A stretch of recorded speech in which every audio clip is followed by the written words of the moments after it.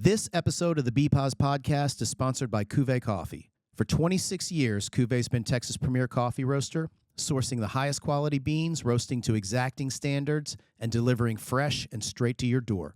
Go to CuvéeCoffee.com and use code BPOS for 20% off your first order.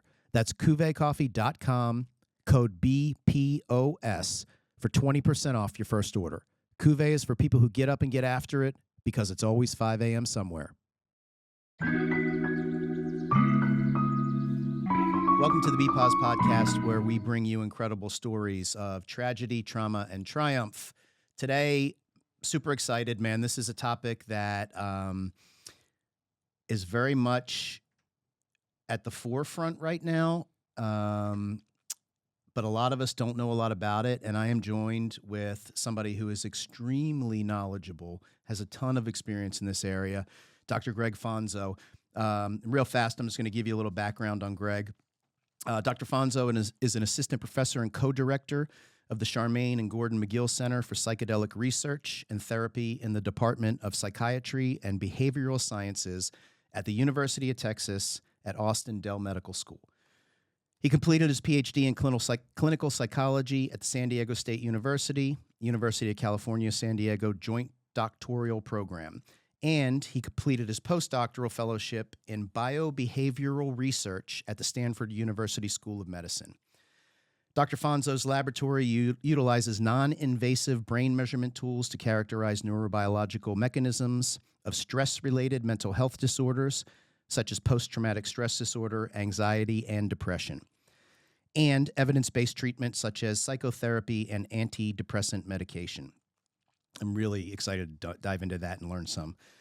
His research also focuses on designing and establishing mechanisms and efficacy of novel neuroscience-informed interventions, with a particular focus on psychedelic therapies and neuromodulation.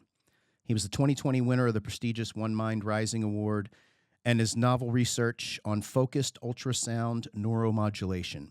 His research is funded through the National Institutes of Health, several private foundations, and philanthropic gifts.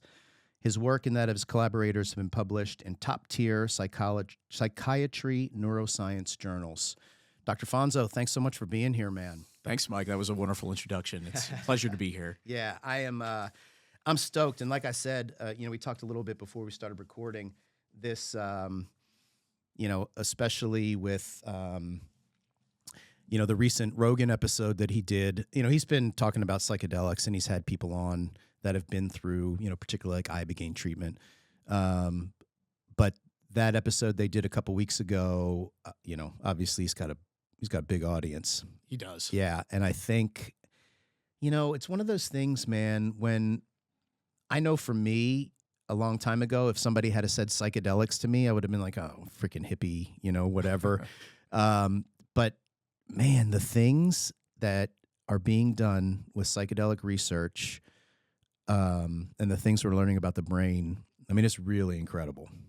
Completely agree. Yeah. It's I think one of the most fascinating areas right now in neuroscience and psychiatry. So how did you, let's back up, and before we dive real deep into it, how did you get involved in all of this?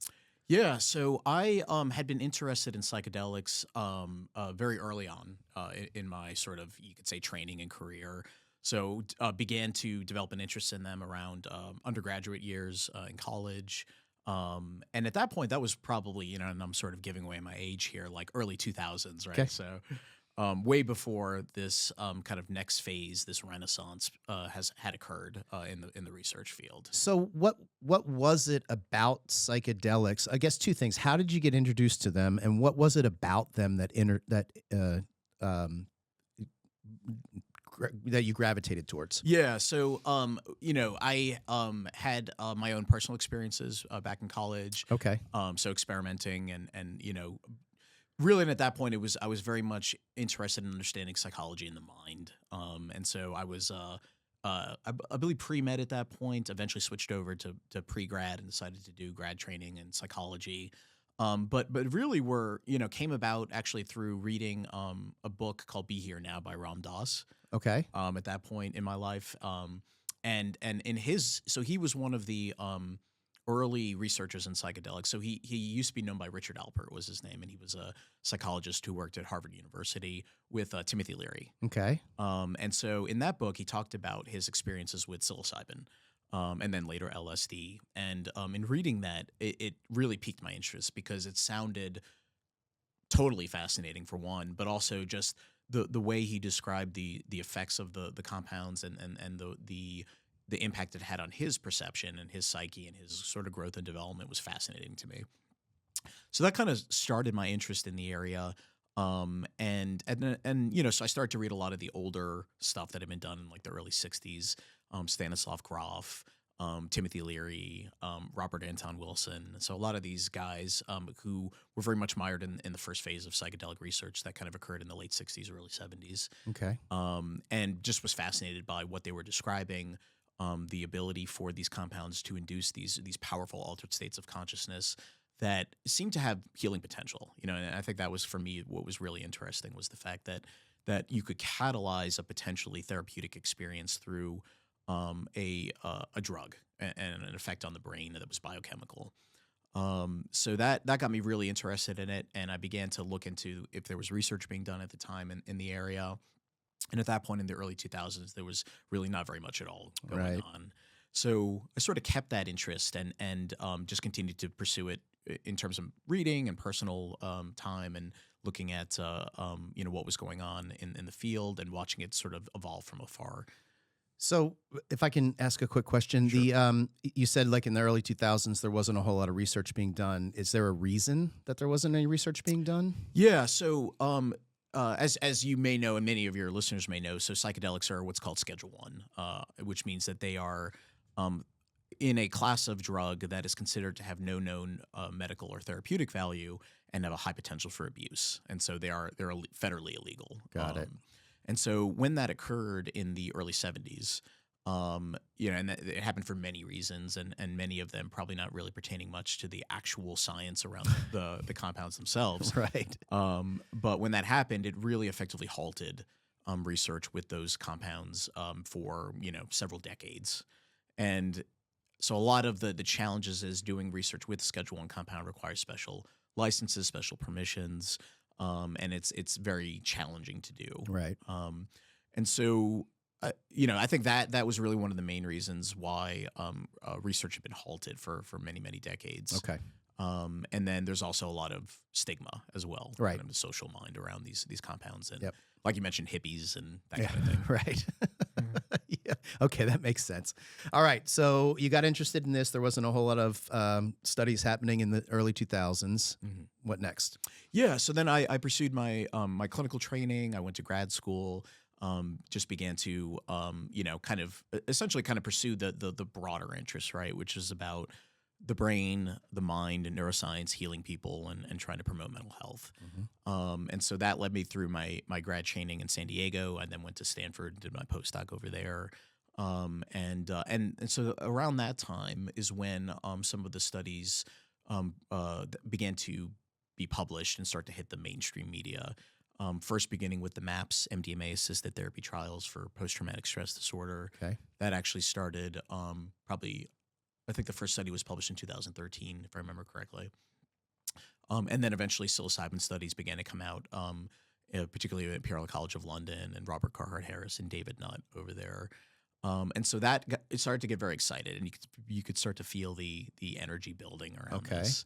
So I came to UT in 2018 to start my faculty position, fresh out of a postdoc, and so kind of bright-eyed and bushy-tailed and ready to take on the world. Right. And how'd that go? It's going Good. Yeah. I think it's going well. So at that point, I sort of began to, you could say, out myself, I guess, a little bit to my colleagues and my mentors at the university that I was interested in psychedelic research and the benefits it could have for mental health conditions, particularly the conditions I already studied, which were PTSD, depression, and anxiety. Okay. And so through that process, and then through additional research that began to come out, and you can almost sort of see that there was this changing sort of zeitgeist, I guess you could say, around psychedelics, particularly in the professional field, and that people began to recognize the potential therapeutic value of these, and it became much more mainstream over the past 5 to 6 years. Right. And so with that kind of led to our own internal efforts to then fundraise and then eventually launch a Center for Psychedelic Research and Therapy at the university. That's fantastic. I always wonder, is it the so the somebody could do a study or have a lot of information and they can present it, but if they're not well known or established or anything like that, sometimes people are like, what a kook. I mean, is it just the right person happens to like lock onto this and be like, okay, so they have credibility, and then they're like, you know what, this is actually a real thing, and then all of a sudden people go, oh wait, maybe this is a real thing. Absolutely. Okay. Yeah. So there, one way I sort of think about it is sometimes particularly, I think it really in all of our sort of experiences in society, it's not really about necessarily what's true. It's about what people perceive to be true. Right. Yeah. And so I think that with the field itself needed a certain legitimacy to be added to it. And part of that, I think, was having mainstream researchers begin to sort of put their effort into it, begin to develop and study the effects of psychedelics in a way that could be readily accepted by the mainstream scientific community. So things like brain imaging, understanding the neurobiology of how they work. Our field is very much psychiatry itself is very much mired in a biological model or biological psychiatry at the moment. We've kind of moved on from the days of psychoanalysis and psychodynamics. Gotcha. And so having, I think, the sort of the addition of those legitimate or what are perceived to be legitimate tools and legitimate methods of study certainly, I think, helped to elevate and raise the perceived authenticity of this kind of research endeavor.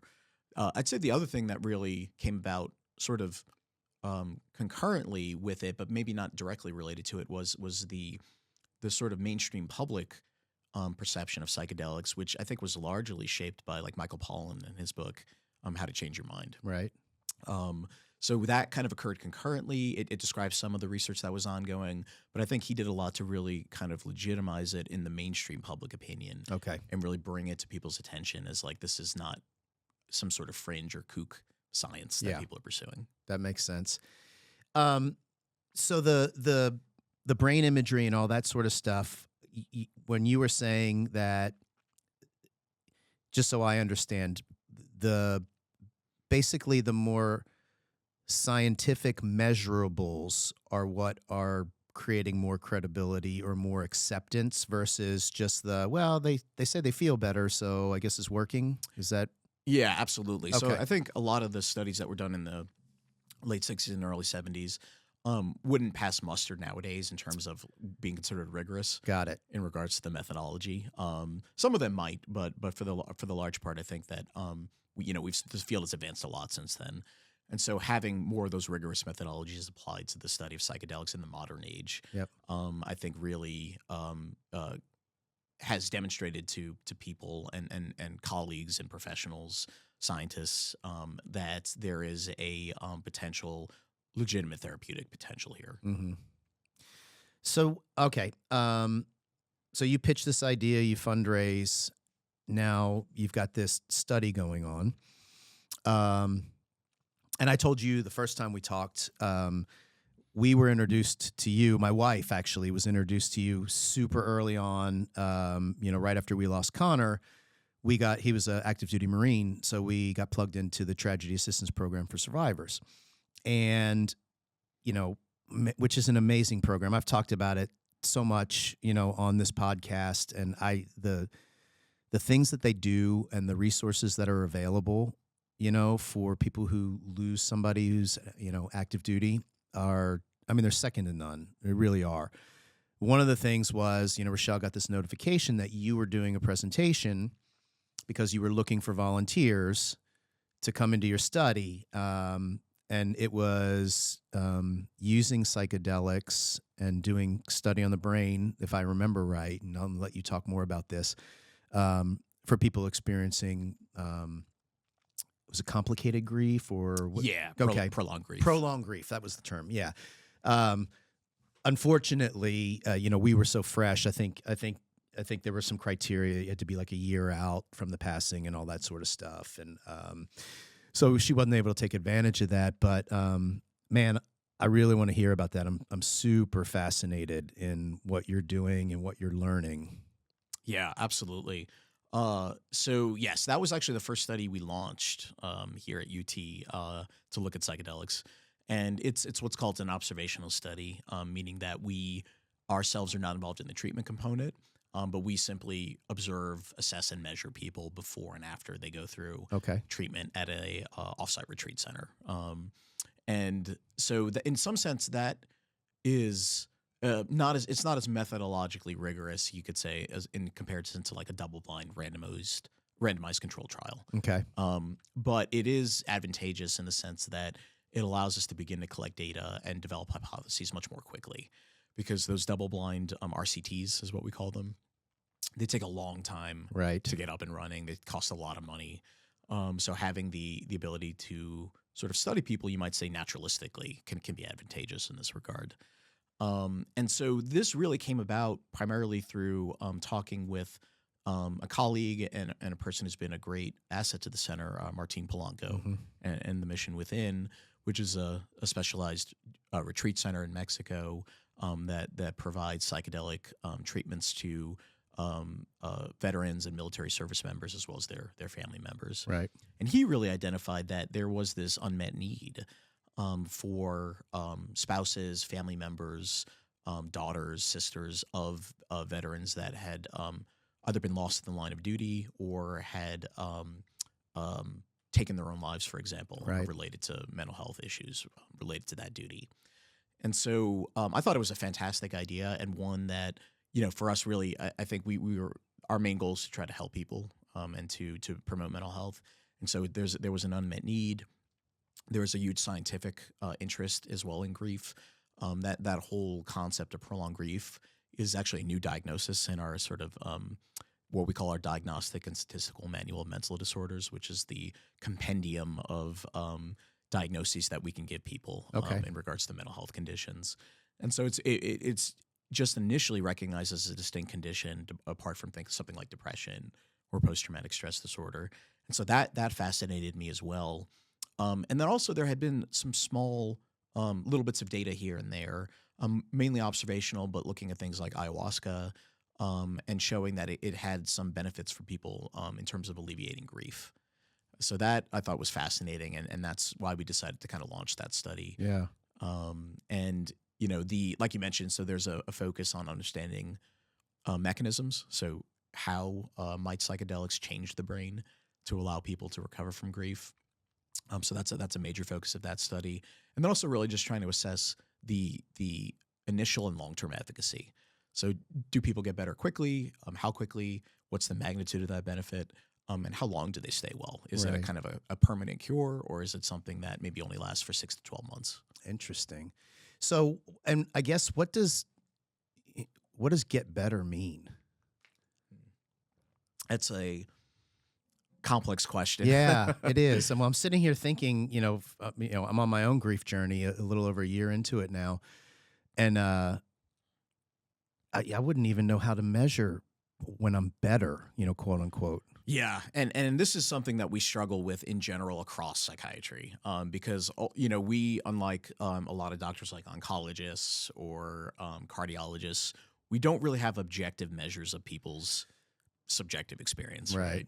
We sort of talk with them and we say, how are you feeling? Right. Yeah. Are you having trouble sleeping? How's your mood? Are you worrying a lot? Are you feeling happy or are you feeling depressed? Right. So we have these standardized sort of questionnaires and interviews that we use to try to assess and tease out symptom severity and that sort of thing. But there's a large recognition in psychiatry that alleviating symptoms is not equal to it doesn't really, I guess a good way to put this is it doesn't encompass the full picture of health, particularly mental health. Gotcha. So, people might have a reduction in symptoms on certain measures, which is great, but it doesn't necessarily mean that they are healed, I guess you could say. And there's a lot of other factors like quality of life, disability, you know, how well are they functioning day to day, how are their relationships, right? So all those factors really matter a lot. So yeah, when you ask the question of how do you measure getting better, it's quite complex.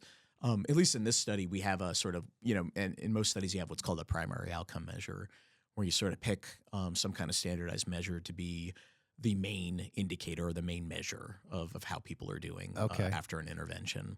And so we have one of those. It's a specific measure. It's actually called the PG-13. It has nothing to do with the movie rating. Right. Okay. But it stands for the prolonged grief inventory. It's a 13-item inventory, essentially. Got it. Okay. So that's our primary outcome. But it raises the point, I think, and an important point about how do we really measure, you know, in this context, how people are doing, their outcomes. And some of it will be related to just subjective report and asking them, you know, how do you think you've been doing? And right. And then tracking that over time. I told you before we recorded, well, two things. One, I want to shout out to Martine because I reached out to you like at the very beginning. I didn't reach out to you. I went through the UT website and I was like, hey, I'm doing this podcast on grief, you know, would love to have you. And I never heard anything. Right.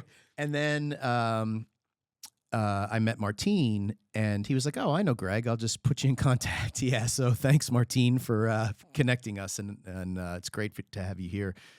But a really good friend of mine, I had him on the show, Lawrence DeMonico, and he went through the mission within. And he's the one that introduced me to Martine. And yeah, it was really fascinating because you know, he was a Navy Spec Ops guy, and when he went through the program, you know, he thought a lot of his trauma was, you know, over people he lost during the global war on terror. And then when he went through the program, he realized that a lot of the trauma that surfaced was more about the people he lost afterwards who committed suicide, and then stuff that happened in his childhood, right, that he just never even really addressed or thought of. And, you know, the impact that it's had on him, I mean, he literally calls it life-changing. I mean, he hasn't touched alcohol in 7 years. Oh, that's fantastic. That's one super amazing side benefit, or I shouldn't say side benefit, but benefit that I hear consistently across the board is, you know, for treating addiction and things like that. It can be very, very effective. Yes. Yeah. I agree. Sorry, I didn't mean to interrupt you. No, you didn't interrupt. No, this is a conversation. Yeah. Yeah, interrupt anytime because I have a tendency to ramble every once in a while. But I want to know, like, so since you launched that first study, like what, if you can talk about, I mean, what psychedelics were used and what did you find out, like start to now? Yeah.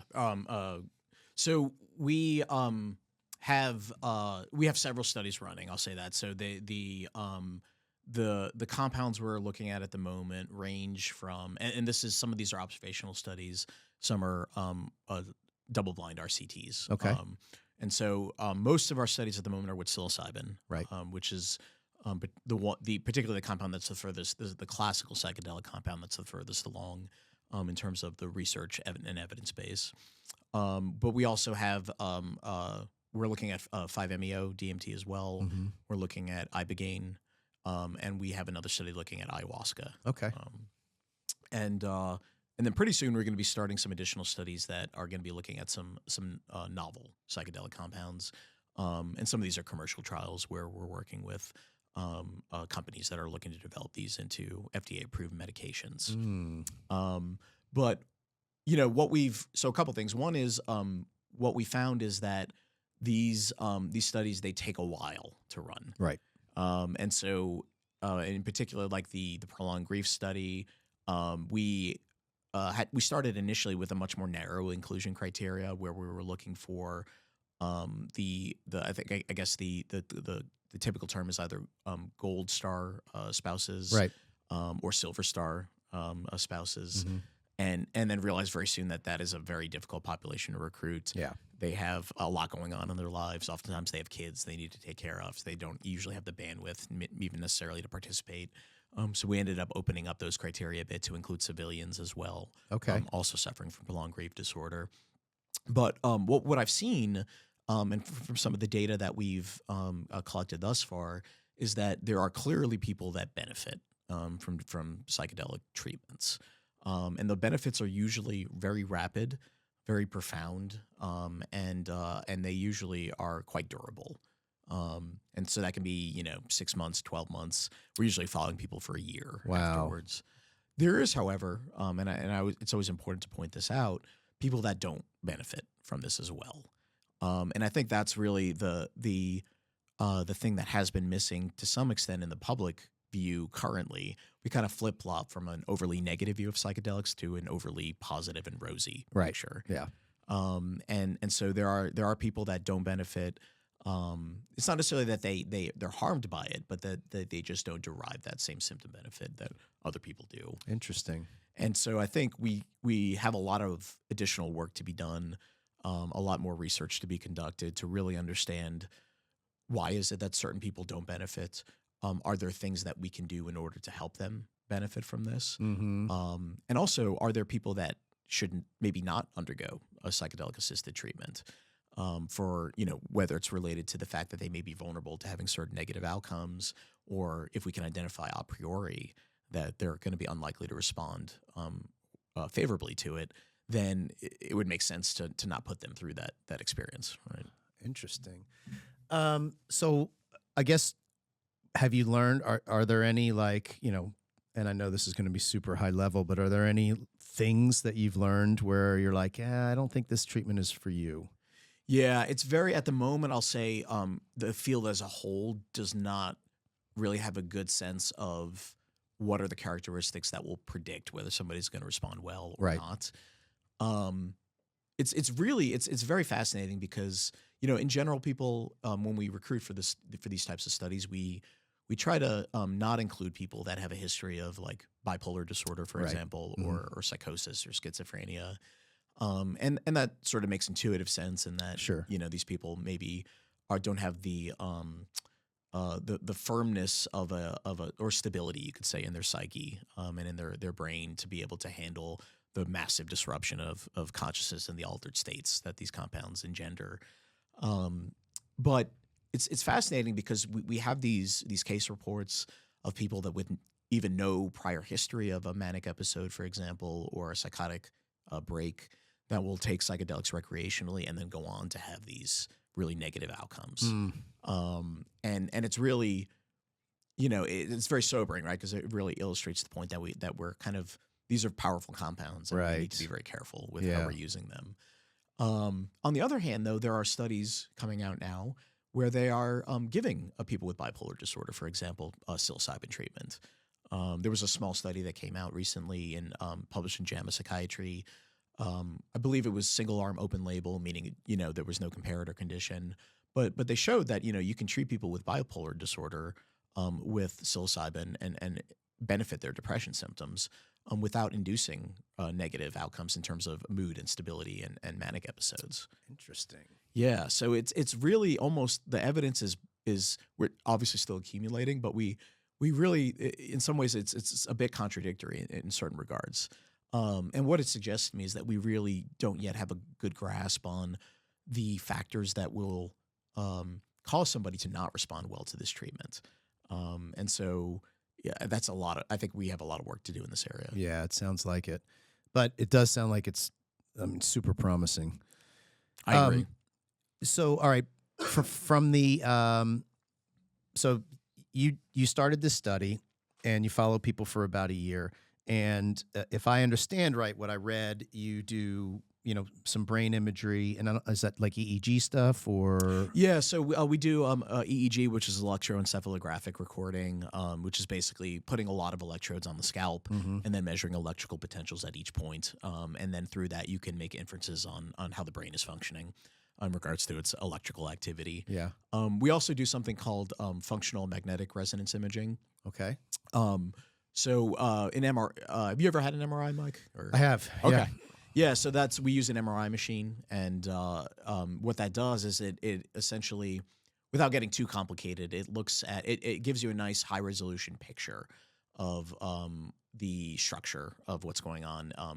For example, so there's structural imaging, which gives you a sense of like typically, you can see these on the internet, these pictures, black and white or kind of grayscale pictures of the brain. And then there's a component of that called functional magnetic resonance imaging.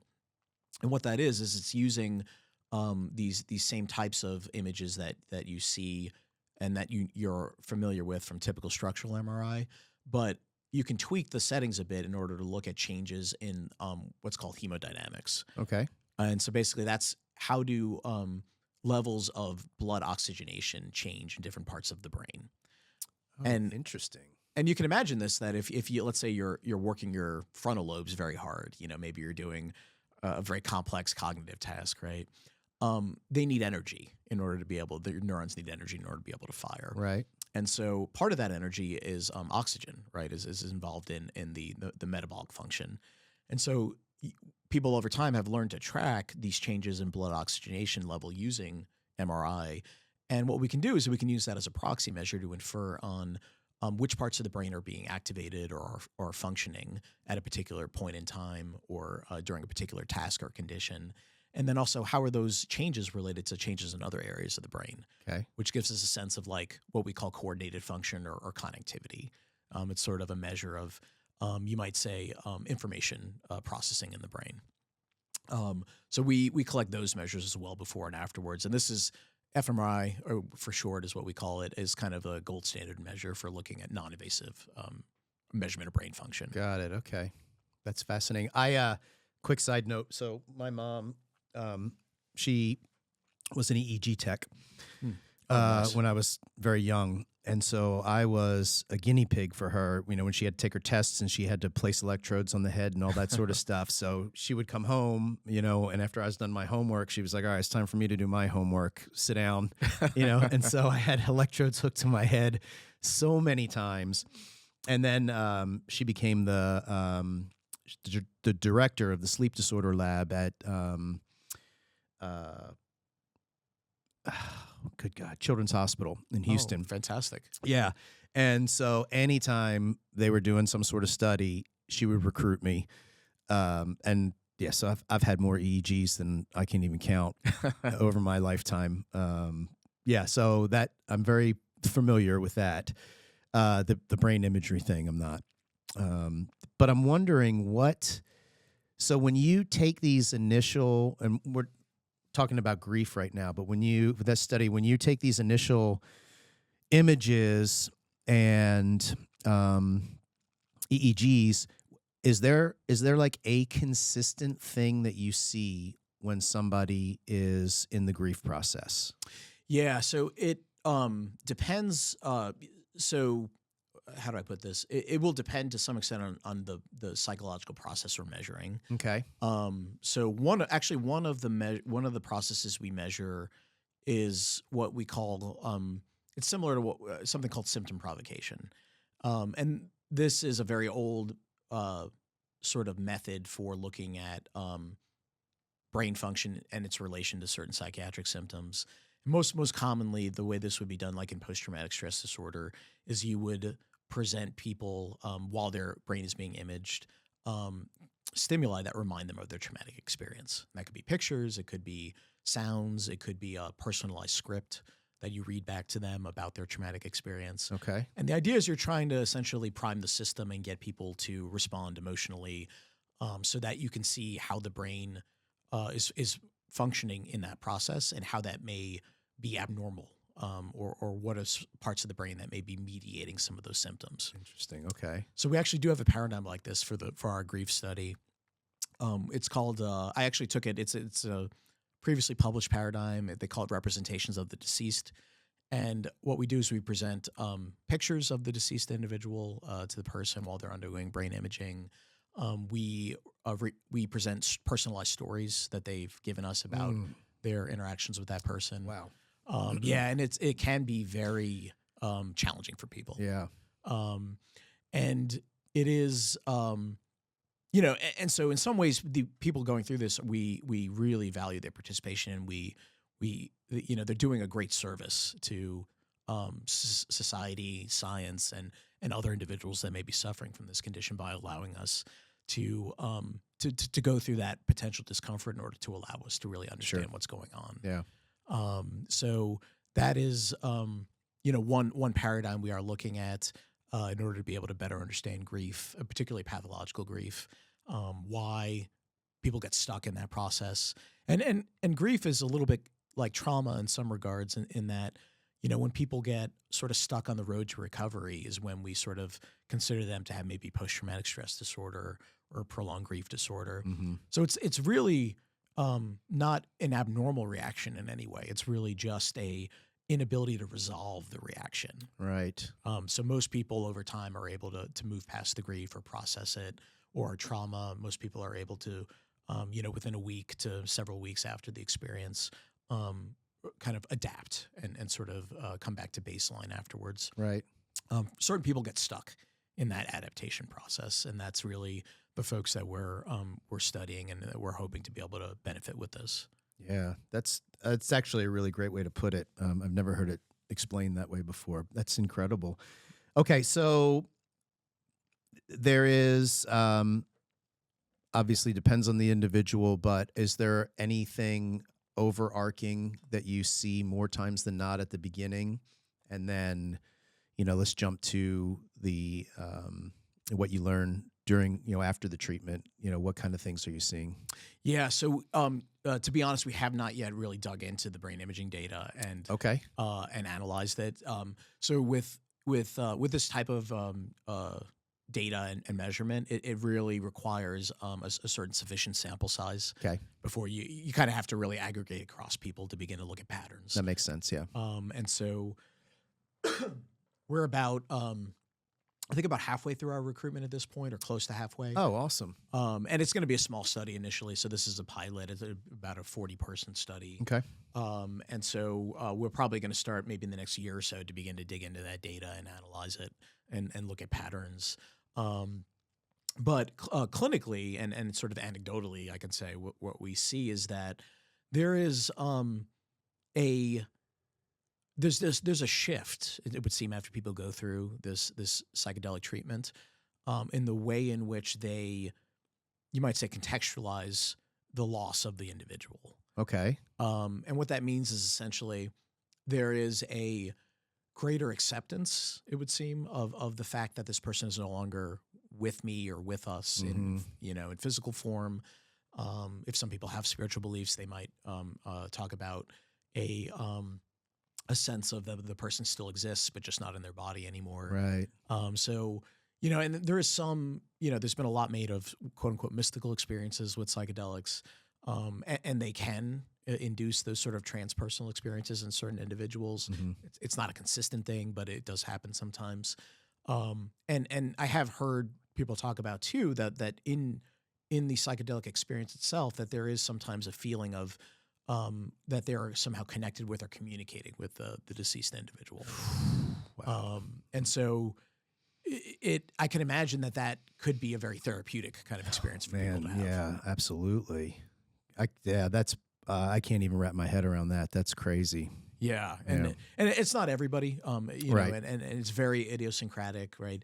Psychedelics, they're so unpredictable. And same person, same dose, same compound on different days could have two completely different experiences. That makes sense. But it is, I do find it quite fascinating that there is this, sometimes in the experience itself, people report that sort of sense of connectedness with that individual. Mm-hmm.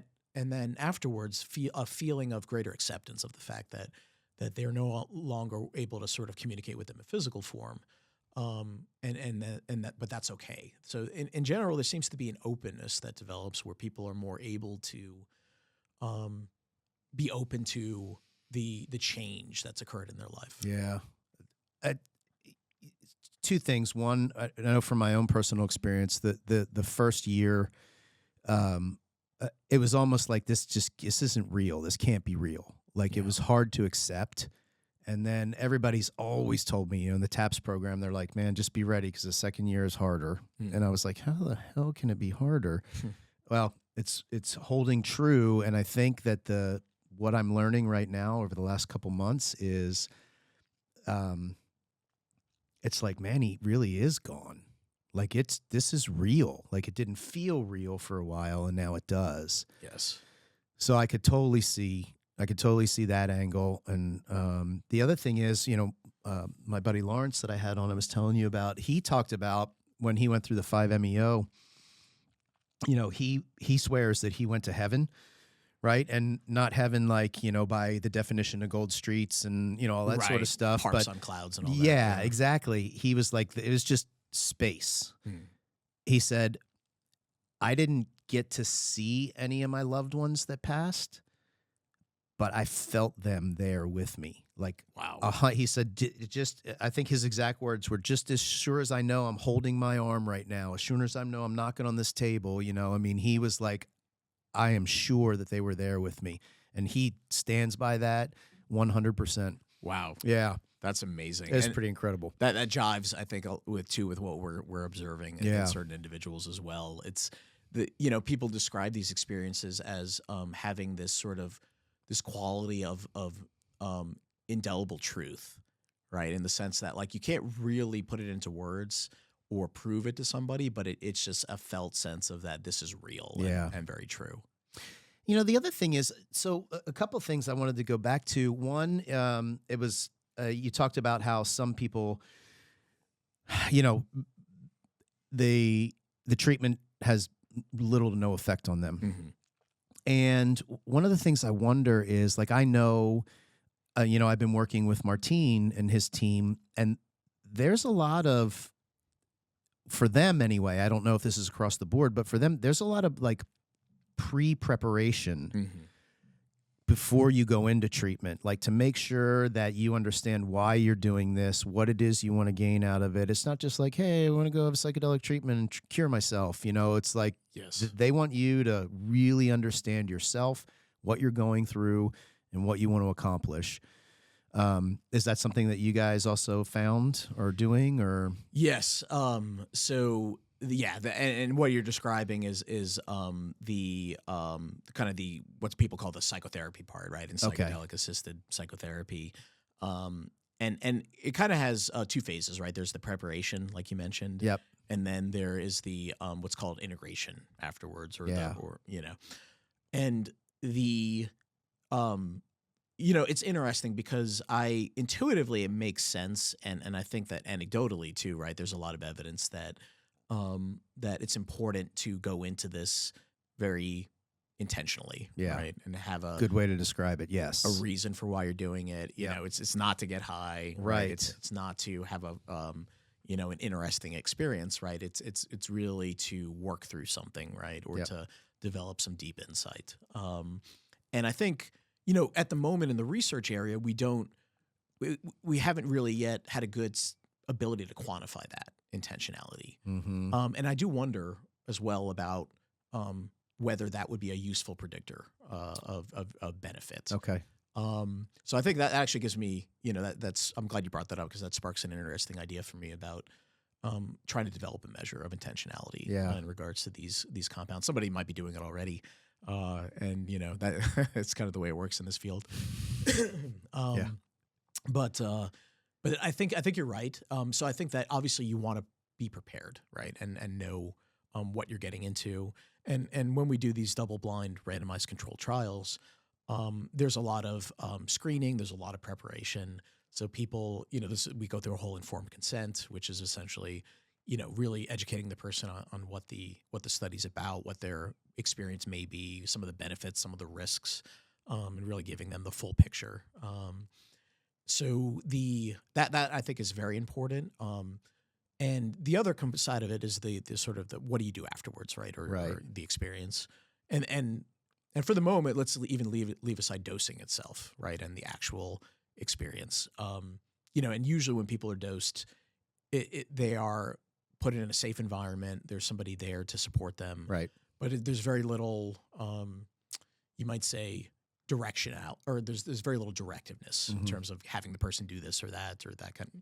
Usually we just have them lay down, listen to music, recline, wear eye shades, and try to focus their attention inward. Just hold space for them. Hold space, exactly. You know, the phase after the psychedelic dosing, that's probably, I think, the part at least in the research field that is the least well codified in regards to what should be done, what people are doing on a lot of these studies. Yeah. You know, the way it's been operationalized is really more of like a supportive therapy session where you hold space for the person, you allow them to talk about their experience, any insights they may have had. Maybe you ask them some questions that help them develop some more insight around what they went through. But it's very non-directive and at this point, I think very perhaps under-optimized. Okay. So I think that's another area that we have a lot of work to do in terms of how do we really kind of take that window afterwards that we think is a window of opportunity, where people have gone through the psychedelic experience, their brain is probably changed to a large extent, particularly in the acute period afterwards, and probably for some time after that. And how do we really use that window of opportunity to be able to help that person maximally? I definitely want to talk about the brain, what you guys have seen, like the brain changing for sure. But before I have a question, because when I think of, a double-blind study, I think of, there's this medication or supplement or something, and a certain group of people actually get the supplement, and then other ones get the sugar pill. How do you do a double-blind with psychedelics? It's like, I think I got the sugar pill instead of the mushroom this time. Yeah. How does that work? Yeah, there's a great a cartoon from the New Yorker Okay. of like a group of people dancing around naked in a waiting area, and then another group kind of sitting down patiently, and the caption says, "Oh, I think we're in the control group, guys."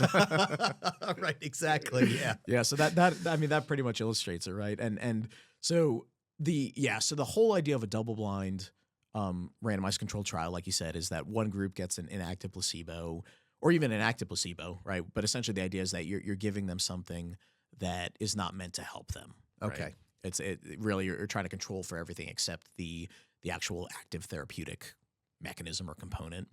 But that's nearly impossible with psychedelics. Right. Because when you took one, right? There's very hard to blind people to that fact. And this is an area that the field is struggling with at the moment, because in some ways it may not be feasible to do double-blind studies with psychedelics. Okay. At least not in the sense of the typical idea of using a placebo condition. Right. So at the moment, we don't have a great answer for how to resolve this issue. And what we know is that, when people are unblinded, meaning that they know if they got the active drug or the control drug or the placebo, that tends to influence a lot of things afterwards, right, in terms of their therapeutic response. Yeah, that makes sense. You have the placebo effect, right, which is where you think you got the active drug, but you didn't. But there's also a nocebo effect, which is where if you know that you didn't get the active drug, you tend to do worse afterwards. That makes sense. That makes perfect sense. So it's a real challenge. I think people are looking at different ways to sort of control for this. It may be possible to use certain comparator compounds that have subjective effects, but that may lack therapeutic efficacy. So, for example, there was a study done with ketamine, and you might be familiar with the fact that people use ketamine for treating depression. Yes. And ketamine is a dissociative anesthetic, but it does have powerful consciousness-altering properties and is psychedelic-like in some regards. There was a study done where they gave people ketamine and then gave them a injection of naltrexone afterwards, and naltrexone's an opioid antagonist. And the hypothesis with this study was that the beneficial effects of ketamine may be mediated by the opioid receptor. What was interesting was that they were able to block the therapeutic benefit of the ketamine on people's depression using that naltrexone injection, but people still had a subjective effect. Right. So that theoretically, something like that, if we could figure out a way to do that with psychedelics, Got it. could potentially be a very useful tool. Mm-hmm. The challenge is we don't yet fully understand what is mediating the therapeutic effects. And until we do, then it's going to be very hard to sort of enact something like that. Yeah. That's funny. Okay, well, good. At least I'm not crazy in thinking that it would be hard to do a blind study. Oh that no, way, it's a very much a challenge. Okay, so let's talk about the brain, the changes in the brain that you guys are seeing, or that your study, other studies are finding. Sure, absolutely. So, when it really depends, I think, on, you might say, to say that there's a change in the brain is a little bit of a it would be essentially similar to saying that there is a change in the weather. Okay. Right, in the sense of like, okay, but is it raining or is it sunny? Right, is it snowing? Right. And so I think what we need to sort of maybe to sort of couch this a bit, it would be about, there's a change in brain function, but during what behavior, what context, what sort of what's everything around that change in brain function. And so most of the literature at this point has been focused on what we call resting state brain function. And essentially this is, it's very easy to acquire. It's kind of taken off as a potential way to measure biomarkers of brain function, but it's essentially just have people lay inside an MRI scanner and do nothing, kind of rest. Okay. You tell them to stay awake, but you say you can let your mind wander. You think about whatever you like. So there's probably some daydreaming going on. There's probably some, wow, this is really weird, and I wonder what they're measuring. Right? People thinking about that kind of thing. Some people probably fall asleep. Yeah. So in that process, what people usually look at is something called resting state connectivity, or what we sometimes call intrinsic connectivity. And that's essentially, as I mentioned, you can look at how different areas of the brain sort of co-vary in their functional properties over time. Okay.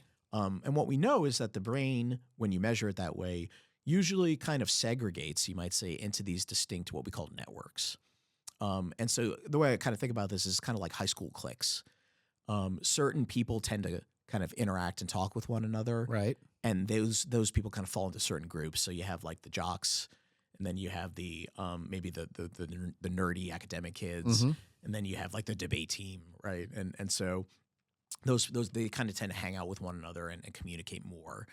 And so we have that in our brain as well, that there are certain distinct areas that of the brain that tend to communicate with one another more than others. Interesting. Okay. And so, some of these networks, people probably heard of something called the default mode network. And that's a network that seems to be particularly active when people are resting or are not really doing anything in particular. There's other areas called the frontoparietal control network, which is like a network that's involved when you're engaged in a heavy cognitive task. Okay.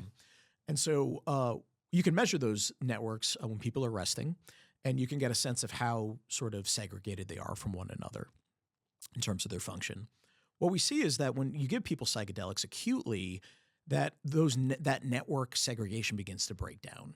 And so parts of the brain, so you might say the jocks begin to interact, like certain jocks begin to interact more with the debate team. And certain cheerleaders begin to interact with the nerdy academic kids. Okay. So you see this sort of what we call between network connectivity enhancement, where parts of those networks begin to communicate more with other areas of the brain that are usually in different distinct networks. Wow. And that is probably the most well-replicated finding right now in psychedelic neuroscience, at least on the human level, is this increase in between network connectivity during the acute experience. And to some extent that persists afterwards for some period of time as well. There's been a lot of other studies out there looking at various other tasks and measurements. There's at the moment, the field is very much in its infancy, but that finding is probably the most well replicated and the most widely accepted as being one of the effects of psychedelics.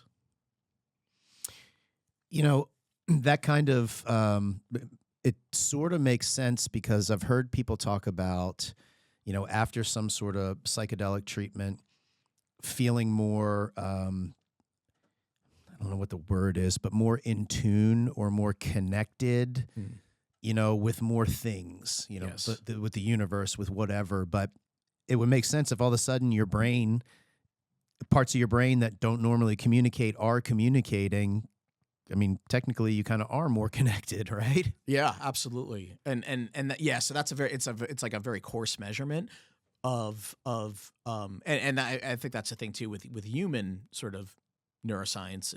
Our measurements are typically pretty coarse because we can't really get in there and look at the Right. level of neurons in most cases. But what that it's kind of illustrative of this this process or this. So I've kind of think about it, and we wrote a paper on this recently, published in the American Journal of Psychiatry just recently, earlier this month. We reviewed the psilocybin literature and talked a little bit, really mostly pertaining to the clinical findings, but we did talk a little bit about mechanism and how we think it might be working. And I kind of think about it, the framework that I've sort of put together. It's not really novel or original. It's sort of borrowed from existing theories. Is this idea of disruption and remodeling. And so the way, the acute effects of psychedelics, they exert this profound alteration in consciousness. But another thing that they're doing is they are disrupting these typical normative patterns of network interactions, right, that we see in the brain. Yeah. So I sort of think about it as essentially coming in there and really sort of like shaking the Etch-a-Sketch. You might say, if you remember that Sure. from being a kid, you're sort of removing a lot of the constraints for a period of time on the way the brain is organized. Right. And what we know is that, especially from animal studies, is that there is a period of time after the psychedelic experience where there is a stark sort of enhancement in what we call synaptic plasticity. So neurons themselves are like a web of interconnected little cells, Right. and they're not all connected, but they form connections with one another through things like dendrites and axon terminals. And so what you see in animals in particular is that afterwards, these dendrites, which are kind of like the antennae, you might say, of Okay. neurons, we see an enhancement in what's called dendritic branching. So they seem to essentially, if you think about antennae as being receivers, right, they begin to put out more antennae, you might say, or more receivers. Wow. And some of that, some of those connections that they may form afterwards get solidified, some get pruned away and don't get solidified.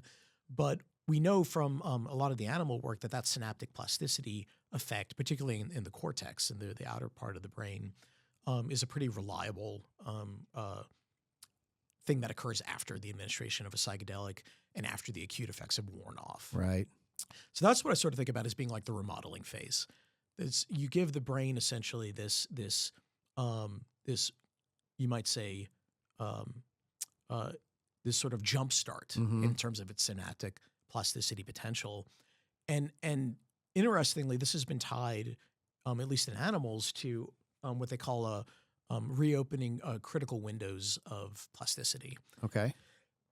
So in mice, for example, there's this phenomenon called socially conditioned place preference. And what it is like if you have a mouse and you put it in a cage with another mouse and you let it interact, that the mouse essentially gets some rewarding effect from the interaction with the other mouse. So Right. it's sort of like a social reward. Okay. Feels good to interact.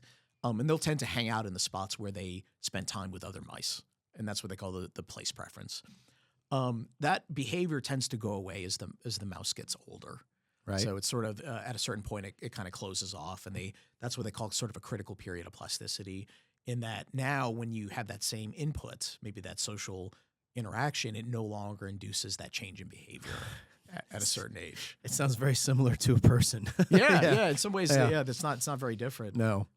Interestingly, when you give a mouse a psychedelic, you actually reopen that critical period of plasticity, such that now that it's almost like the mouse's brain is now receptive again to that input. Oh, wow. Yeah, and so that period will remain open for some period of time afterwards.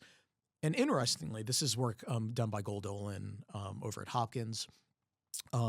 Really fascinating stuff. But the longer the subjective duration of the psychedelic experience, so they different psychedelics last for different periods of time, right? Okay. So psilocybin typically like 4 to 6 hours, LSD maybe 8 to 12 hours.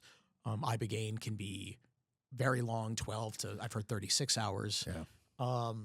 That the longer the subjective duration of the psychedelic experience in humans, that seems to correlate with the length of time in which that critical period of plasticity is opened in Oh, the mouse. really? Yeah. Wow. Super fascinating. But what that suggests, right, altogether is that psychedelics are really kind of jump-starting a process in the brain that allows it to adapt, to make changes, and perhaps also to be more sensitive to certain inputs that may actually capitulate earlier phases of development.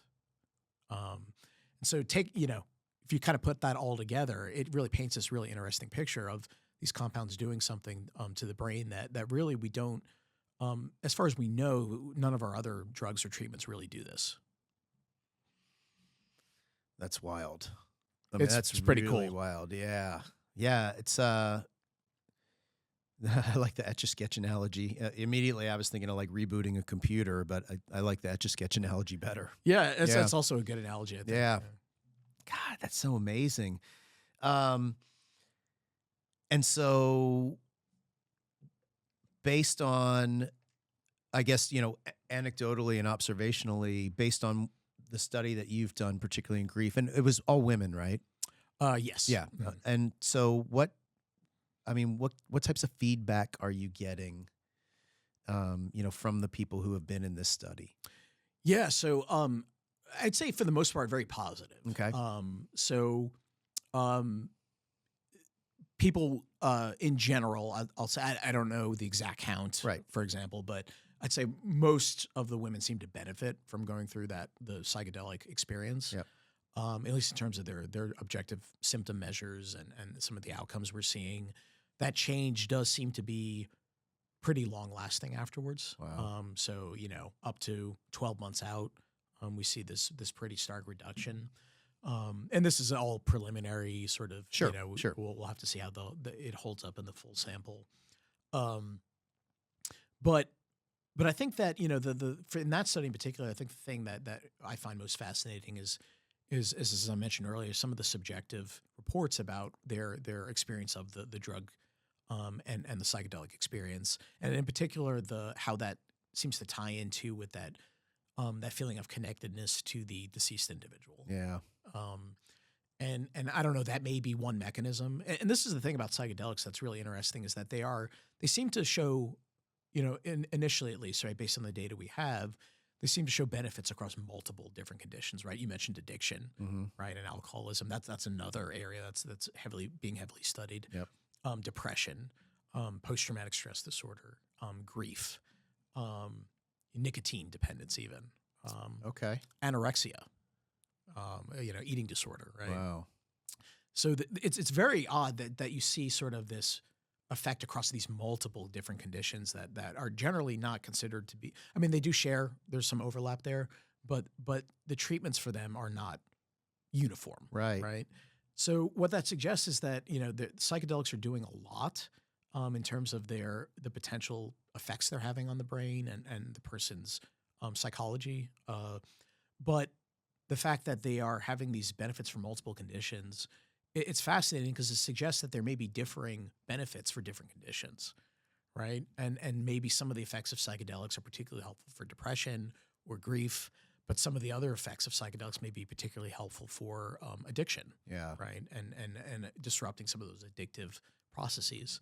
So and this is I get so interested in this because it could be maybe there's a common underlying theme, right? Maybe it has to do with synaptic plasticity, or it has to do with that disruption of typical network function that we see, and maybe it all comes down to some common factor, or maybe there are many multiple effects of psychedelics, some of which may be helpful for certain conditions but not others.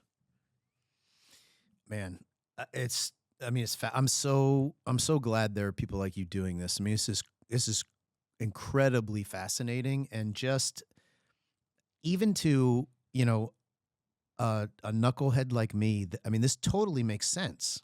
100% makes sense. Everybody knows we hardly know anything about the brain. Yes. Right? Agreed. And, all of a sudden you start doing studies like this, and, you start talking about different parts of the brain, communicating that didn't used to communicate. It's just like, It's crazy. It's so fascinating, man. I'm so excited on where all of this could potentially go. Me too. And it's super fascinating on the intellectual level, but I think also the, you know, applying it to helping people, right? That's really Right. what it's about. Yeah. And I think there is a lot of potential here. And I also think we have a long way to go to really optimize it and to really fully capitalize Yeah. on the effects that may be helpful for people. Well, and the other thing is, like you said, and I think it's smart or prudent to reinforce this, like just like any type of treatment, there is no one size fits all, Yes. right? Everybody's individual. Everybody has different, everybody's just different. And so being able to learn what types of treatments could potentially help somebody who has this particular issue or that particular issue, I mean, that's really, really cool, because this, I once again, just can't stress enough that, everybody that I've talked to and, the little bit of research that I have done, this is like, isn't a silver bullet. Like, oh, I'm depressed all the time, so I'm going to go take psychedelics and I'll be cured, right? It doesn't work that way. Yes. Yeah, and I would say too, to think in those terms as well may in and of itself not be helpful, right? For the person, because they are maybe going in with a certain expectation for how it's going to be, how I'm going to feel afterwards. Yeah. Right. That will then set them up to be disappointed. Yep. Yeah. And then that can itself then lead to a negative outcome. So yeah, there's so many factors here that are at the moment interacting with one another, right? Yeah. To kind of dictate how any particular person does. And that's the challenge, I think, is how do we begin to really design these studies where we control some and vary others, right? To really understand like what's important in dictating how people do with these. Wow. Okay, so you mentioned you have multiple studies going on. So I'm familiar, topically familiar with the grief study because of TAPS. What other studies are you guys working on? Yeah, so we have a couple other observational studies running. So one of them is looking at Ibogaine treatment for Special Operations Forces veterans. Yep. So Ibogaine is very popular in the special operations community. Many veterans have benefited from it. And it's probably one of the least well studied psychedelics at the moment, but there's a lot of potential there, particularly with some of the data that's been coming out recently. Yeah. So we have a study looking at that. We have a study looking at ayahuasca in veterans with post-traumatic stress disorder. And so ayahuasca is it's one of these. It's a combination medicine, you might say, in that it has dimethyltryptamine or DMT, but also what are called beta-carboline compounds that are, I won't get into the weeds with it. They sort of allow DMT to be orally active. If you were to take it via, just swallow a pill with DMT, wouldn't have an effect because your gut enzymes would break it down. Oh, interesting. If you take DMT with beta-carbolines, the beta-carbolines will inhibit the enzymes that break down the DMT, allow it to be absorbed orally. And they, in and of themselves, also have effects on the brain and neuroplasticity. And some people also report some subjective effects as well from those. Okay. So very interesting sort of indigenous polypharmacy that the this and the ayahuasca has probably been used for hundreds, if not thousands of years in the Amazon rainforest as a traditional indigenous medicine.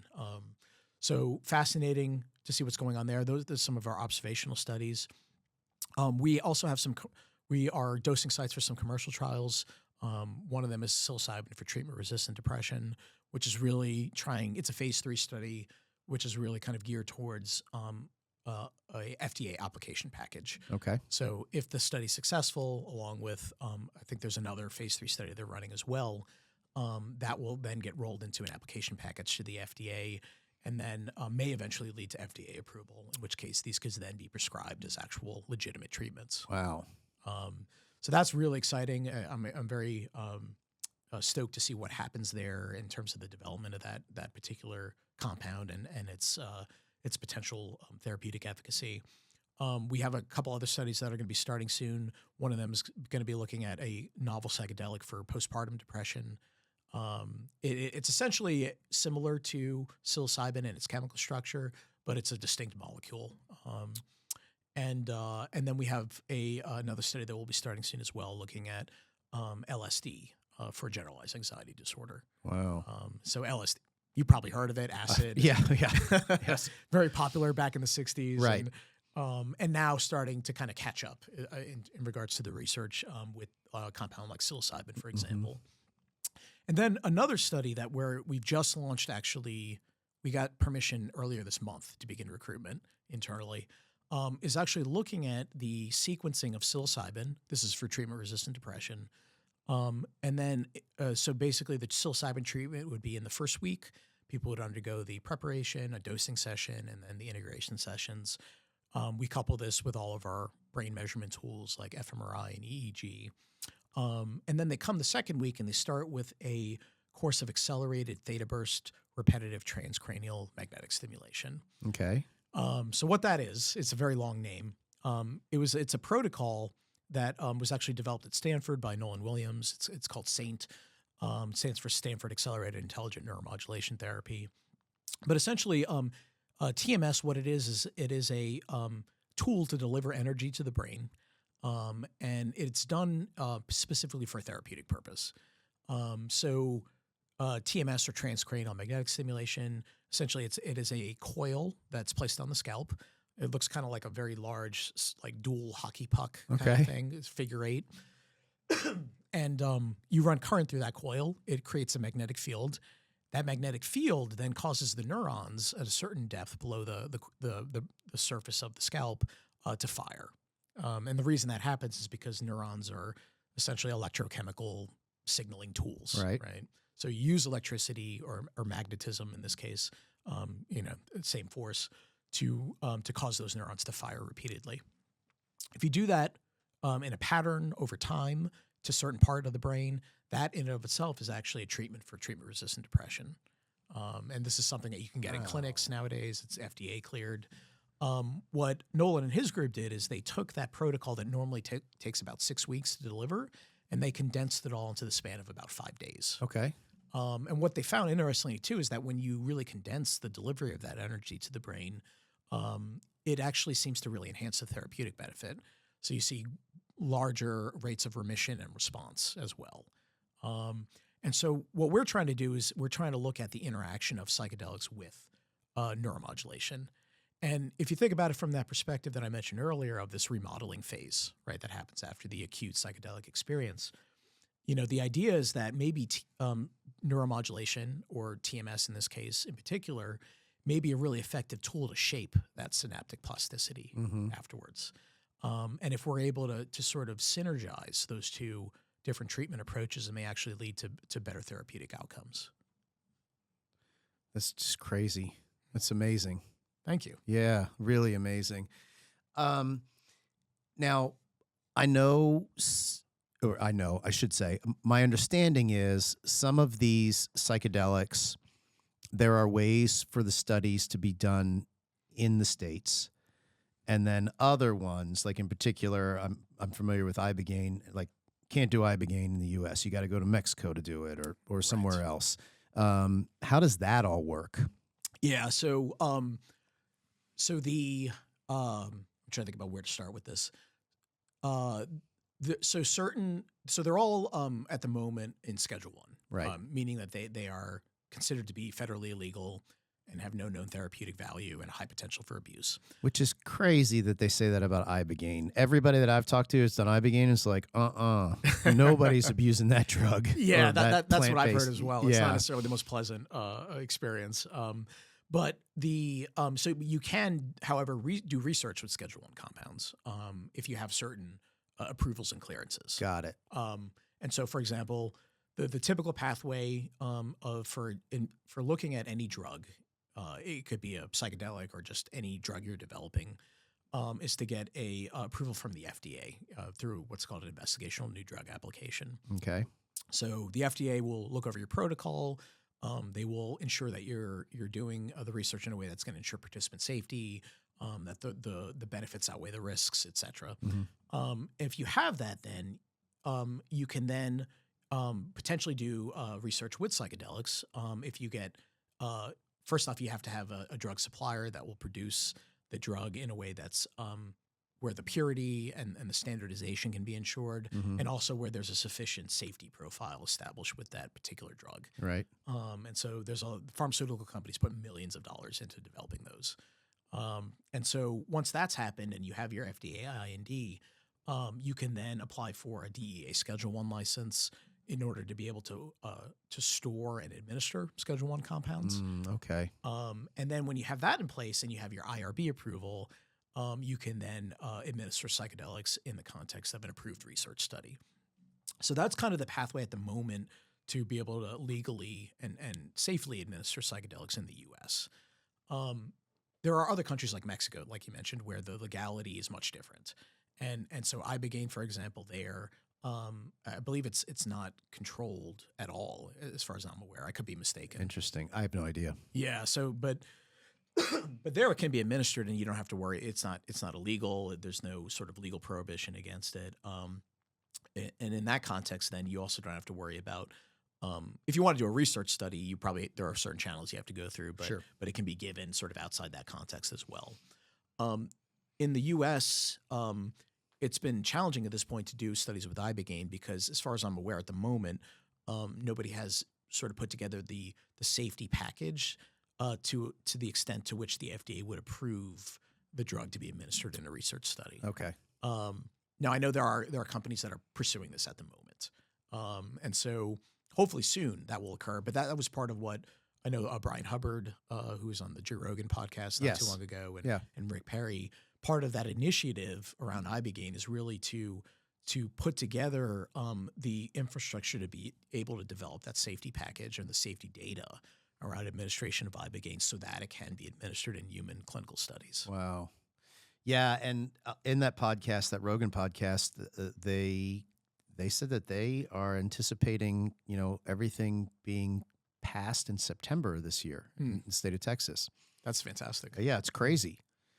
It's certainly a new model. I don't think I've ever heard of. I mean, I know that there was an initiative to look at Ibogaine in Kentucky for a while, and Brian Hubbard was behind that.